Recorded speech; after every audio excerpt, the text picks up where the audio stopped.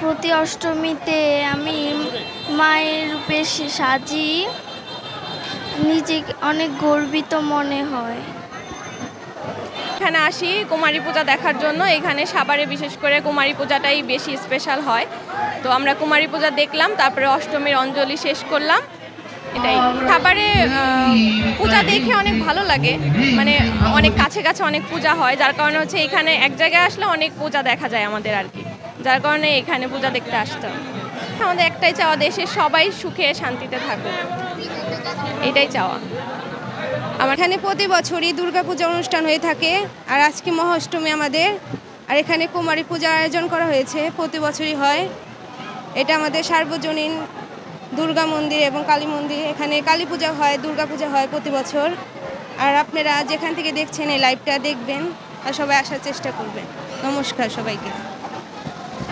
হ্যাঁ, এই কুমারী পূজাটা হয় যে ছোট বাচ্চাদের দিয়ে হয়, এটা কুমারী পূজা। এইখানে কুমারী পূজা হয়, আর এটা আমার ভাস্তি হয় কুমারী পূজার এখানে সাজে। আর এখানে এখন কুমারী পূজা শেষ হলো, আমার মা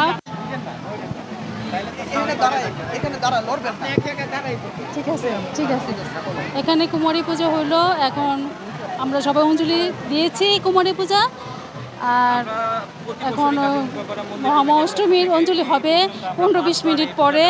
এর জন্য আমরা সবাই অপেক্ষা করছি। এটাই হলো আমাদের আজকেরই অষ্টমী পুজো হলো, কালকে নবমী, তারপরে দশমী। পুজোয় অনেক আনন্দ করলাম। মা আমাদের অনেক আশা দিয়েছে, মা যেন চিরজীবন সুখে রাখে, শান্তিতে রাখে, এরকম কিছু চাওয়া। মা আর সামনে বছর আবার আসুক, আরও আনন্দ নিয়ে আসুক। আজকে আমাদের শুভ মহাষ্টমী, সবাইকে শুভ মহাষ্টমীর শুভেচ্ছা। সকাল থেকে আরম্ভ করে বিভিন্ন আনুষ্ঠানিকতা পালন করা হয়েছে। এখানে কিছুক্ষণ আগে কুমারী পূজা অনুষ্ঠিত হয়েছে। কুমারী পূজাটা সাধারণত করা হয় নারীদের প্রতি সম্মান প্রদর্শন করার জন্য। মা দুর্গার শক্তি যে নারীদেরই শক্তি, এটা সমাজে এই বার্তাটা দেওয়ার জন্যই কুমারী পূজাটা করা হয়। এবং আমাদের সনাতন ধর্মে কন্যা সন্তানকে দেবীর সাথেই তুলনা করা হয়, এর জন্যই কুমারী পূজাটা করা হয়। এরপরে আনুষ্ঠানিকতার মধ্যে দুপুরে অঞ্জলি অনুষ্ঠিত হয়েছে, মহাষ্টমীর অঞ্জলি। আর আমরা সবাই মিলে আজকে খুব আনন্দ করব, মজা করব। এটাই, সবাইকে মহাষ্টমীর শুভেচ্ছা। মোকাপাড়া দুর্গা মন্দির কমিটির পক্ষ থেকে এই কুমারী পূজার আয়োজন করে থাকি। এই পর্যন্ত আমরা প্রায় 7 বার এই পূজাটার আয়োজন করেছি।